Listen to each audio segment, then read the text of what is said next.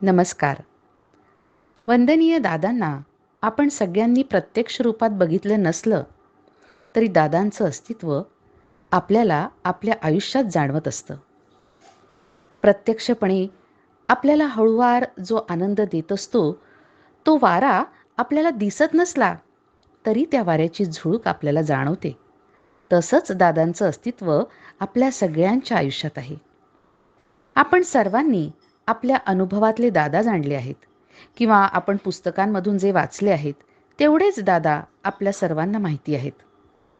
पण कार्याच्या सुरुवातीपासून दादांसोबत जे सेवक होते त्यांनी जेवढं जवळून दादांना बघितलं आहे, त्यांना जो दादांचा सहवास लाभला आहे तो सगळ्यांनाच लाभला असं नाही आणि सगळ्यांना अनुभव पण सारखेच आले असंही नाही.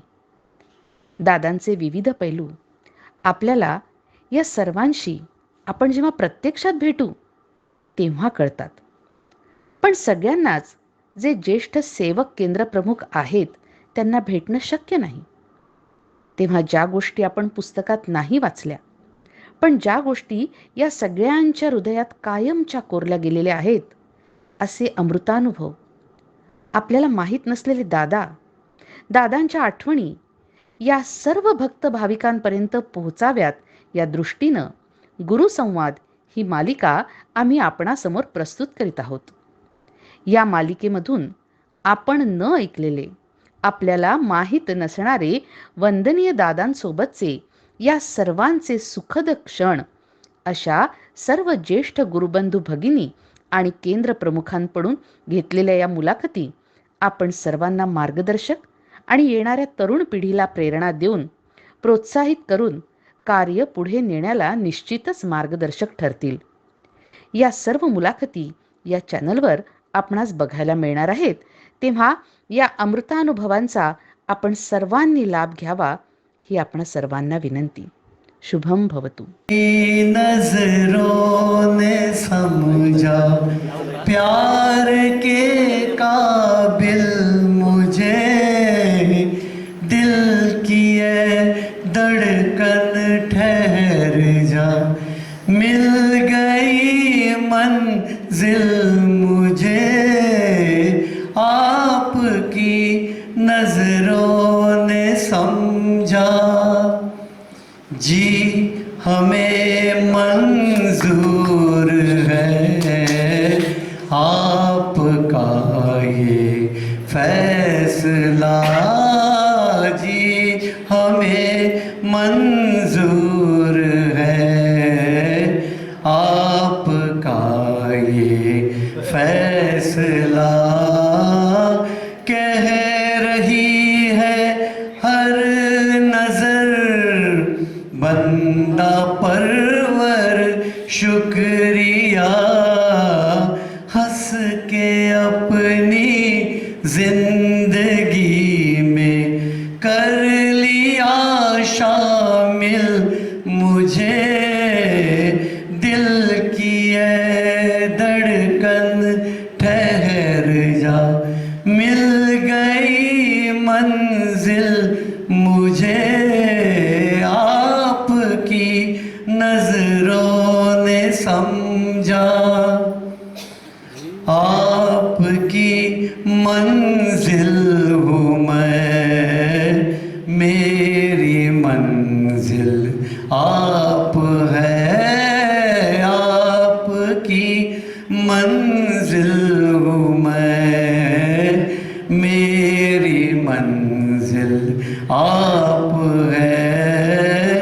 क्यों मैं तूफान से डरूं, मेरा साहिल आप है, कोई तूफानों से कह दे मिल गया साहिल मुझे, आपकी नजरों ने समझा।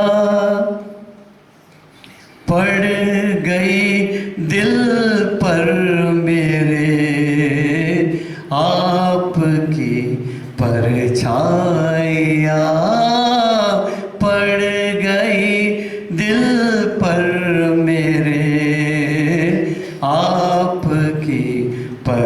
छाइया, हर तरफ बजने लगी सैकड़ों शहनाइयाँ।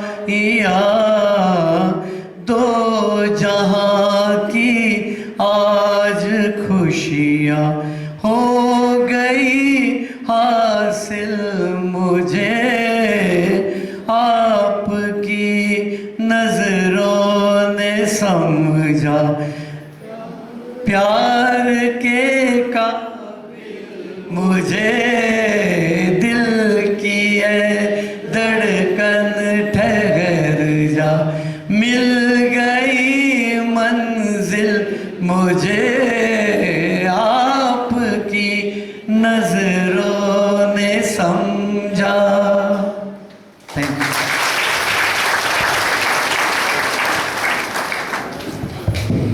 यही पंक्तियों को याद करते करते ये जिंदगी जो है वो बितानी है। इसी जन्म में दो जहां की खुशियां आपको देके चले गए। हाँ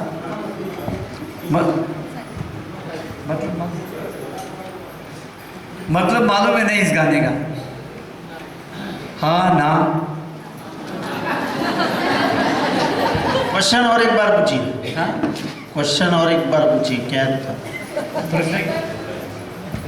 नहीं, मैं प्रश्न ये पूछ रहा हूँ कि ये गाने का मीनिंग आपको मालूम है? मैं बताता हूँ। परत दे बुक, पुस्तक दे। आरती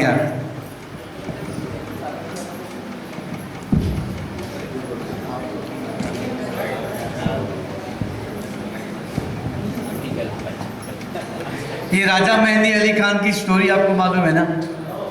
हाँ, राजा मेहंदी अली खान के पास बीड़ा लगाने के लिए पैसे नहीं थे। हाँ, गुरु दक्षिणा पे। गुरु दक्षिणा ने बीड़ा के लिए पैसे नहीं थे, तो उन्होंने ये कविता, यानी जब दादा ने राजा मेहंदी अली खान को, राजा मेहंदी अली खान कामकाज में आए, बहुत ही बड़े शायर थे, मगर उनको एक भी पिक्चर का कॉन्ट्रैक्ट नहीं मिला था।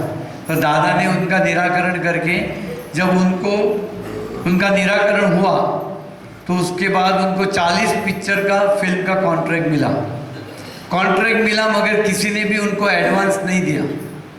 तो जब 5 हफ्ते के बाद वो फिर से बुलाते ना दादा कि 5 हफ्ते के बाद फिर से आइए, तो उस समय 5 हफ्ते के नहीं 11 हफ्ते के बाद जब उनको बुलाया गया तो उनको बीड़ा लगाने के लिए पैसे नहीं थे, क्योंकि कॉन्ट्रैक्ट तो मिला मगर पैसे नहीं थे। तो उन्होंने ये कविता लिखी और वो कविता उन्होंने बीड़े के ऊपर रखी और उसके ऊपर सुपारी रखी और दादा के चरणों में रखा।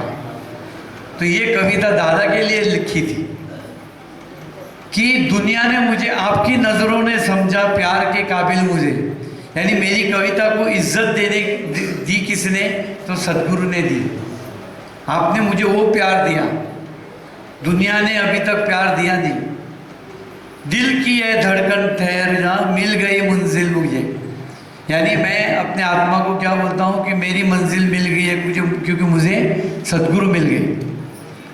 आपको भी ये ख्याल आता होगा ना कि हम इधर उधर अभी भटकना छोड़ देना चाहिए, क्योंकि हमारी भी मंजिल सदगुरु दादा है या नहीं? फिर भी हम भटकते हैं। इसलिए मैंने दोपहर को कहा था कि यहाँ वहाँ जाना बंद करो, एक फोकस पे चले रहो।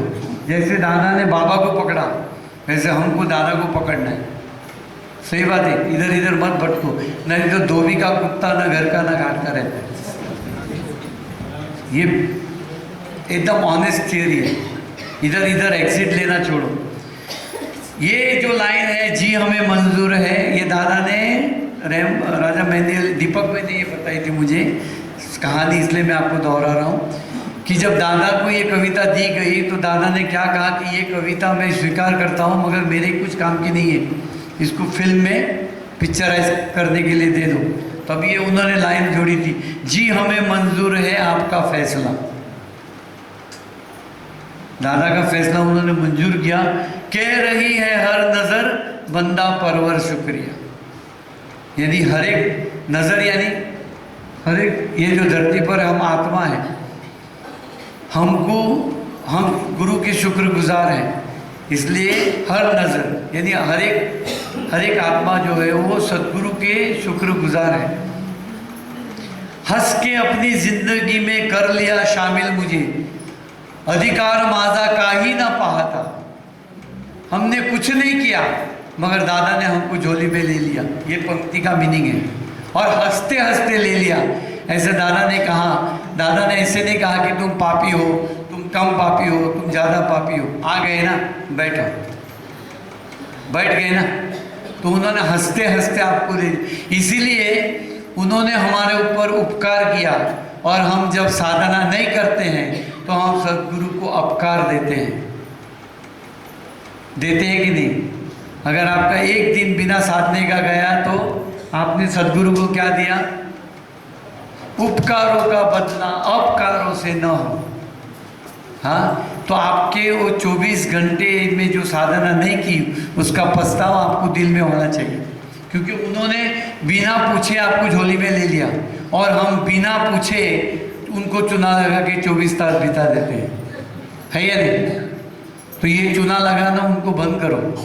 सवेरे उठ के सफ़ेद कपड़े पहन के शरीर के ऊपर धारण करके, वो मेंटल इंसान रहता ना, पागल इंसान, उस तरह दादा के रूम में घुस जाओ, पूजा के घर में, उसी में आपकी शान है। बेइज्जत भी मत करो।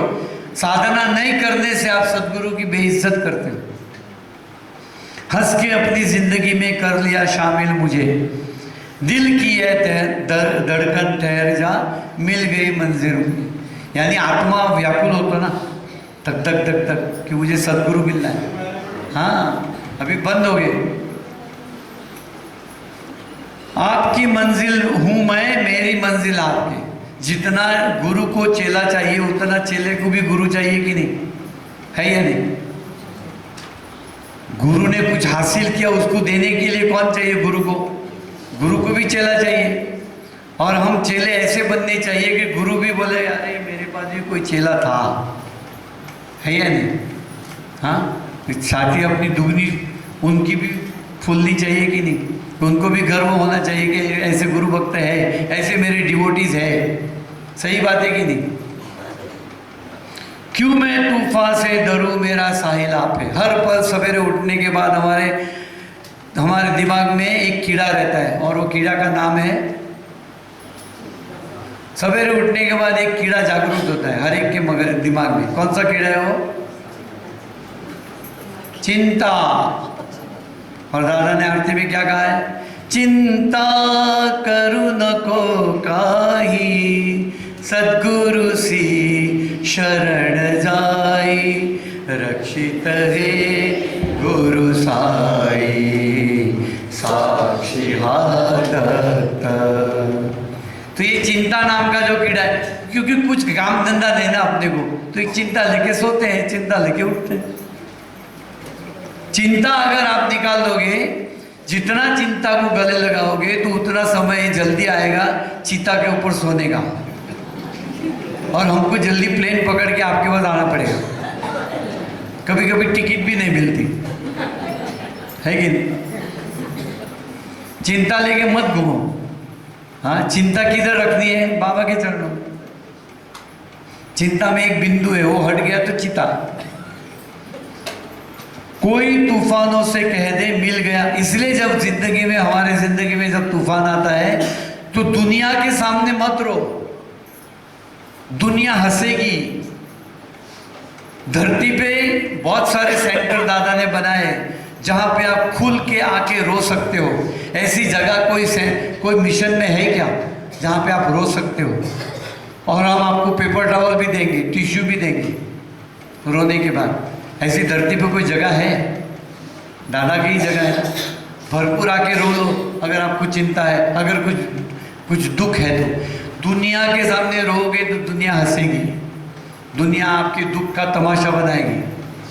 मगर सेंटर पे आके रोओगे तो सामने जो तुम्हारे बाप दादा बैठे हैं वो आपको निराकरण देंगे। दादा देंगे कि नहीं देंगे? अच्छा है ना पिताजी के पास रोना। हाँ, काय कोण बोलतच नाही, सगळे झोपायला आले। हाँ, माँ बाप के सामने जाके रो लो, नेबर के सामने क्यों रोते हो? मला असं झालं तसं झालं, फोनवरती लागले आपण, ते दुःख कोणाला सांगू नये। सिर्फ उनको अधिकार है, उनके पास भागो। एक बीड़ा का खर्चा होने वाला है, मगर वो भी वसूल करके देंगे, बरोबर। कोई तूफानों से कह दे मिल गया मुझे साहिल। संकट से क्यों डरते हो? इतने बड़ा साहिल है, वो आपकी नैया उस पर लेके जाएंगे। वही आपकी श्रद्धा और सबूरी है। जब तूफान आता है उस समय आप कितने, मालूम है सदगुरु हमेशा 12 साल के बाद आपकी तैयारी, आपकी परीक्षा लेता है, मालूम है आपको? मेरा भक्त कितना तैयार हो गया वो परखने के लिए 12 साल में एक बार आपकी परीक्षा लेगा वो। अगर उस परीक्षा में पार हो गए तो दूसरे 12 साल आपकी शांति में जाएंगे। खोटो बोल लगी, खरो बोल लगी। 12 साल में आपकी परीक्षा, आपको एग्जाम में बैठना ही पड़ेगा। वो एक तप है, सदगुरु आके आपकी परीक्षा लेंगे, इसके लिए तैयार हो जाओ। पड़ गई दिल पर मेरे आपकी परछाई। सीट दिला की नाही तुम्हाला दादानी? कुठे दिला? आत्म्यावर दिला की नाही? हां, ते सीड तुम्हाला आता जपून ठेवायचं आहे। किती सनलाईट द्यायची आहे, किती पाणी द्यायचं आहे ते तुमच्यावर अवलंबून आहे, पण तो सीड कधी मरणार नाही। हा देह जर गेला तरी तो आत्म्याबरोबर दुसरा जन्ममध्ये येणारच। पण या जन्ममध्ये मैं क्यों मारवाड़ीगिरी करूं? अच्छी तरह से पानी देता हूँ और सनलाइट देता हूँ, ताकि इसी जन्म में वो सीड का मैं पौधा क्यों नहीं बनाऊं? बनाने की कोशिश करनी चाहिए कि नहीं चाहिए? इसीलिए मैं हमेशा बार बार एक ही हथौड़ा मारता हूँ, खाना छोड़ दो मगर ओंकार साधना को पकड़ के रखो। वही साथ में आने वाला है। पति भी इधर रहने वाला है, बायको भी इधर रहेंगी, मुलं पण इकडे राहणार, सगळे इकडे राहणार। काय येणार तुमच्या बरोबर? साधना। मालूम है वो साधन है। आपने वो स्पेस, नासा में जो स्पेस उड़ाते हैं वो देखा कभी प्रोग्राम टीवी पे? देखा ना? तो पहले स्पेस शटल सीधा जाएगा ना, तो जब सीधा जाता है तो नीचे कितना फ्यूल चाहिए? 75,000 फोर्स ऑफ ग्रेविटी में बाहर निकलने के लिए उसको कितना फ्यूल चाहिए?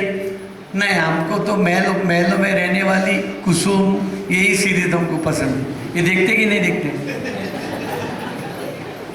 देखते हैं ना वो नासा में कैसे उड़ता है वो शटल। तो ये जो फ्यूल जो निकलता है पीछे से, ये आपका साधना का फ्यूल है।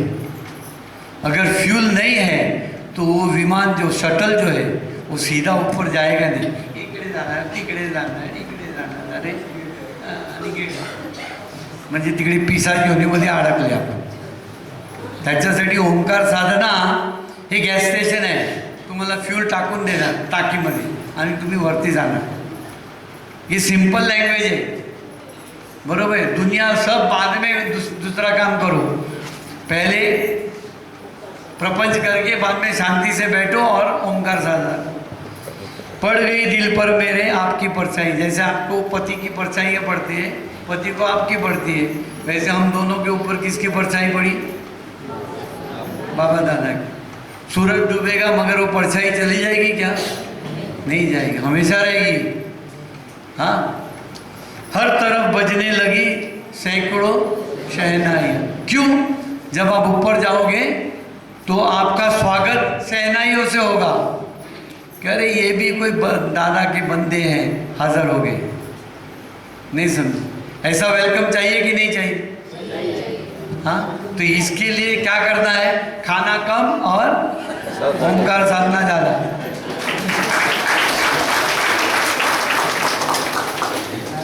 दो जहां की आज खुशियां हो गई हासिल। कौन से दो जहां? यह लोक परलोक। आज का जन्म का कारण परलोक में बैठा है। ओंकार साधना से परलोक में से कारण इधर पुल करना है और विसर्जन करना है। जितने विसर्जित करोगे उतना अगला जन्म जो है वो कम बैगेज लेके आप आओगे कि नहीं आप? तो दो जहां की खुशी, एक ही जन्म में दादा ने आपको दोनों जहां की खुशी दी। और हमको यहाँ पे थोड़ी अटकना है, ये लोग परलोक पे थोड़ी अटकना है। हमको कहाँ जाना है? गुरुलोक में। दादा अपने को लेने को आएंगे गुरुलोक में, और वहाँ बैठे बैठे फिर अपने लिए फैमिली ढूंढेंगे। कि कहाँ पे इसको भेजना है। अगर कम खाओगे और साधना करोगे तो नहीं, कम खाओगे, मैं बार बार भी बोलूंगा मैं, कारण एक कर्ज है, अभिशाप है। ये खाने में ही हमारी जिंदगी खत्म हो जाए। आज किसको पछतावा हुआ खाना लेने गए तभी पछतावा किसको हुआ कि चंदू मामा इकडे तिकडे जाए, जरा डर लगा कि नहीं खाना लेते समय। नहीं अभी हाँ सोए कोई नहीं। मैं आज धन्यवाद आप सबको देता हूँ कि कोई सोया नहीं, और मुझे ये भी आनंद हुआ कि बहुत सारे लोग फ्लोर पे आके सवाल जवाब करने लगे। ये जारी रखो सिलसिला, क्योंकि अगर आप सवाल जवाब नहीं करेंगे तो ये बंदिश हो जाएंगे। अगर ये जागते रहेंगे तो आप जागेंगे, ये सो गए तो मर गए। तो इनको जगाने के लिए आपको फालतू भी सवाल करने का, लास्ट में हल्दी कुमकुम का भी मतलब पता, वो लाल क्यों है या पिवड़ा क्यों है, इतना भी पूछो, बराबर की नहीं। क्योंकि जब तक सवाल, हमको भी नींद आती है आपको देख के,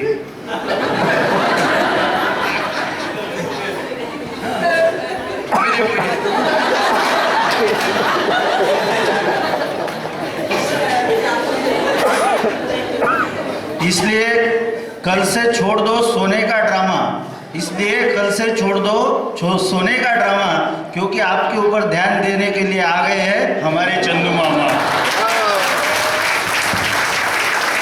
और मैं खुशी की बात ये बताना चाहता हूँ कि आज का जो बचा हुआ खाना है वही आपको कल मिलेगा, इसलिए कल भी आप कम खाओगे क्योंकि वो बासी है। सही, अभी वो भी घोड़े बेच के सो गया। जब अरबी लोग घोड़े बेचते थे तो घोड़े बेचने का उनका टेंशन दूर हो जाता ना, फिर वो सो जाते हैं। मगर ऐसी नहीं, ये तो बेचारा बहुत थका हुआ है, मुझे मालूम है कि सवेरे से भाग दौड़ करता है। ये खाने के बाद नींद नहीं है। हाँ, आपकी बीवी आई क्या इधर? नहीं, इसी में वो सोता है इसलिए।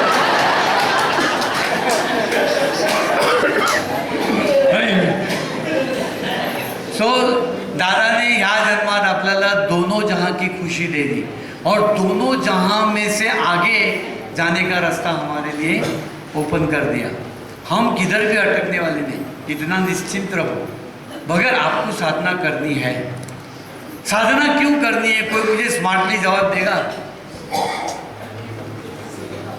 साधना दादा ने क्यों करनी है? साधना दादा ने क्यों बोला कि करो? क्यों? कोई भी खड़े हो जाओ, किसी को मालूम है जवाब? बोलो बोलो वहां से।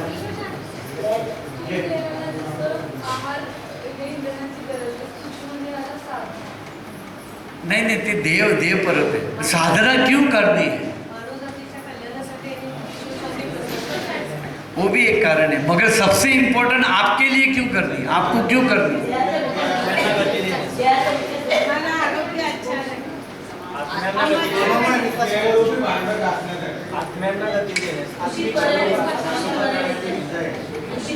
परलोक के जाने के लिए जीपीएस है ये। आपके पास जीपीएस है ना? आता लोमटे काकाने सांगितलं की तुम्ही कराडला या, लोमटे काकाचा तुम्ही ॲड्रेस टाकतात की नाही जीपीएस मध्ये, गुगल मॅप, आणि तो गुगल मॅप तुम्हाला घेऊन जाणार तिकडे, बरोबर? कारण सॅटेलाईटमधनं सिग्नल पकडून तो गुगल मॅप घेऊन जाणार. तो देह असताना आत्म्याला वरती काय कुठला जीपीएस आहे? ओंकार जीपीएस आहे ना. आणि आत्म्याला तुम्हाला ते ओंकारचे संस्कार द्यायचे की नाही? आत्मा को ओंकार का साउंड को ट्रेनिंग देना है ना, क्योंकि जब देह निकल जाएगा तो आत्मा उस ओंकार को फॉलो करेगा।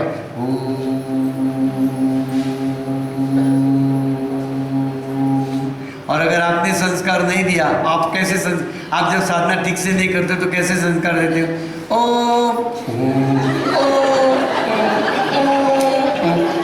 तो हर एक में से आत्मा निकले, बोले ओ, वर्ती काय है ओम ओम ओम ओम। साला कुठे जायचं? वो आत्मा क्या बोलता है, साला जाने का किधर है? क्योंकि देह में संस्कार दिया नहीं, इसलिए संता बहुत इंपॉर्टेंट है।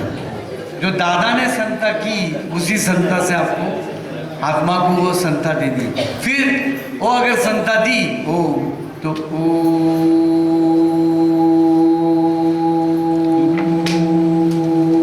निकल गया ना आत्मा। आप भी खुश, रोने वाले भी खुश। 12 महीने के बाद श्राद्ध करने की जरूरत नहीं, क्योंकि ये बाणा खाली येतो की नाही येणार, मी वरती चालू ते ओम ओम ओम केलं तर येणार बघा, बरोबर। इसलिए ओंकार साधना बरोबर। कल मैं म्यूजिक लेके आता हूँ, तबला प्रो साधना में। उस साधना म्यूजिक में हम लोग साधना करेंगे, बराबर। हाँ, उस म्यूजिक उस संता में करो, C sharp note. Thank you, बरोबर। इसलिए ओंकार। धन्यवाद मामासाहेब. एकच दादा आहे ना, आपल्या भक्तांना सगळ्यांना मेंढरं बोलायचे. माझं एक बी मेंढरं कुठे जंगलात हरवलं तरी मी भागवतांचा छापा मारलेला आहे त्याच्यावर. हां, शोधून काढेल. मेंढरं कसं शोधून काढतो धंग, तसं माझ्या मेंढरांना मी शोधून काढेल असे दादा बोलले. त्याच्यामुळे आता इथल्या एक बी मेंढराने पळून जाण्याचा प्रश्न उद्भवत नाही.